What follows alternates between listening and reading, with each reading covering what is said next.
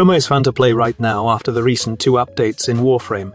The 7 Crimes of Kulevor added extra power to the killing efficiency of Chroma, while the recent Echoes of Duviri gave the Warframe another layer of survivability. So what exactly changed with Chroma? First of all, let me discuss Chroma's abilities. We won't go into details, and I want this to be brief but informative. So let's start with his first ability. Spectral Scream is the best among the best. It's the best spot for subsumable abilities that is. While it's great to see an elemental dragon spitting fire, ice, electricity or toxin, the damage of the ability isn't worth the investment for extra forma, so you can min and max a build specifically for a Spectral Scream setup. His second ability is one of the best. No, I'm not joking this time. Elemental Ward can give you the option to choose between heat, cold, toxin and electricity. The heat element will give you increased max health, and when you activate it, you will instantly refill your max health. Not to mention that you also can pros heat when enemies are close by your fire aura. The toxin element is mainly used for reload speed and holstering speed buff, while it can also pro speed buff. While it can also proc toxin, it's not that efficient because it has a very low range. Then we got the electric element, which increases you shield and can also disperse electric charges. This is great with a Pillage Hildrin, and subsuming elemental ward to the Warframe is best in slot. However, I rarely use Chroma with electric shield. And finally, the cold element, which I think is best when you mostly play Croas solo or want to be a super tank. The good news is, the cold element got buffed recently in Echoes of Duviri. Right now, aside from the extra armor, you can gain crowd control with a cold elemental ward, as it will slow any enemies that are hit. And mind you, the slow percentage is 90%, which is close to the max 95% slow. Next, we have the Vex armor, which is probably the reason why you play Chroma. It gives you insane damage boost in your weaponry and insane armor buff that you can reach about 95% damage reduction on health if you mod your Chroma with the right amount of armor and power strength. Why 95% though? Well, you can pursue getting more, but because of diminishing return values, it's just wise to get 95% damage reduction.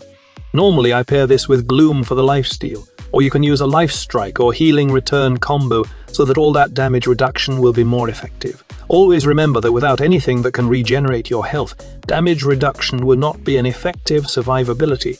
And last thing to note is about his Fury buff. When it comes to Chroma, it's best that you go for pure elemental with faction modes instead of damage mods in your weapons.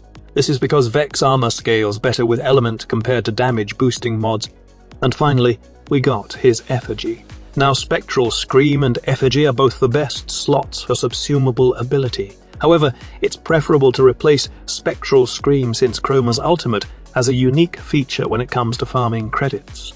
You can earn 250,000 credits by putting your Chroma Effigy in a 10-meter proximity of your Prophet Taker drops.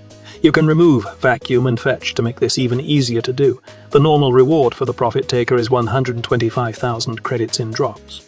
Chroma's Effigy was changed a long time ago to not need to kill or damage enemies.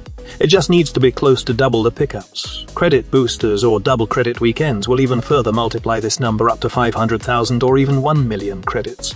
If you see a double credit weekend, then probably that's the time to hunt down the Prophet Taker and farm those credits.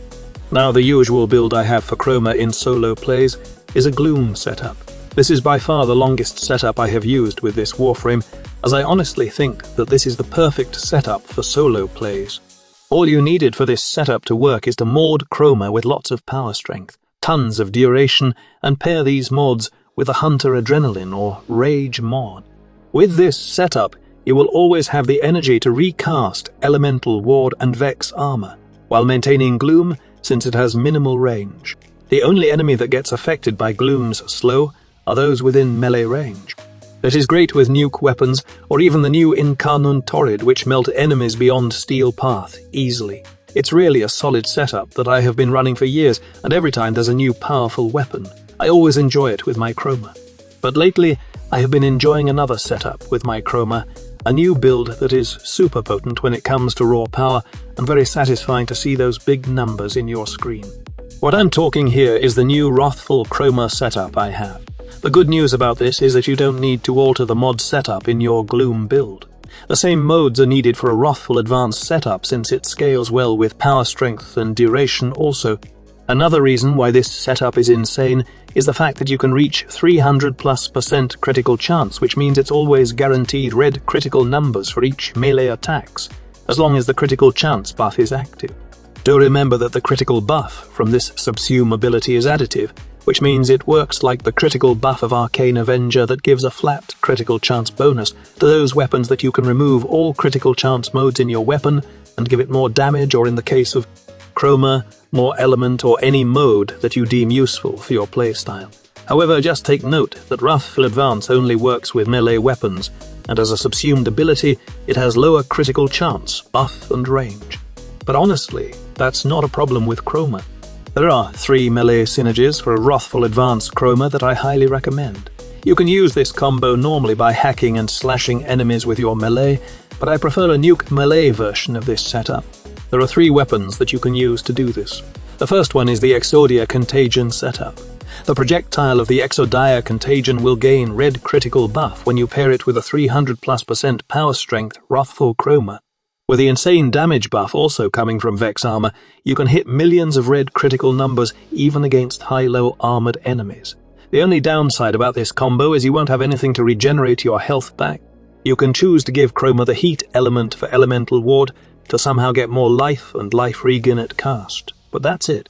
Also, you would want to be a few meters away from the enemies so the Exodia projectile can travel and gain more damage. If you don't like the Exodia Contagion synergy, then there's another option, and that is using the Wolf Sledge, which you farmed recently from the Recall 10-0 event. I honestly think that this is a better nuker build compared to the Exodia Contagion Zao since 1. The throw animation is a lot faster compared to Exodia Contagion's projectile. The other reason is that you can put Life Strike in your build, and every time you detonate the Wolf Sledge mid-flight, you will restore your health back.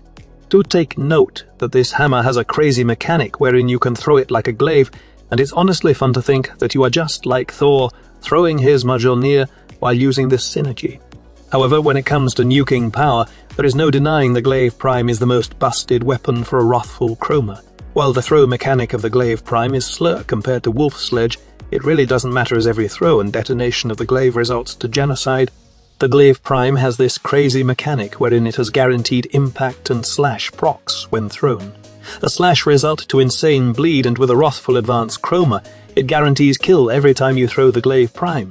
Truly, Chroma is a magnificent Warframe to play, and right now, he got a few tricks added to his arsenal. He's the ultimate powerhouse when it comes to weapon buffing and tankiness, and I really love that Digital Extremes are doing in-canon weapons right now. Every time they release a new in-canon, my Chroma is an immense joy since he got a new toy to play with. While this is not the Chroma we have seen on his prime, wherein every weapon turns into something that can deal millions or even billions of damage, still this Warframe is a solid choice to main, especially when you are keen in taking down bosses or just love to massacre mobs in Warframe. So that's all about it. I hope that you have learned something new from this updated Chroma guide. Thank you so much for watching, and I will see you in my next Warframe video.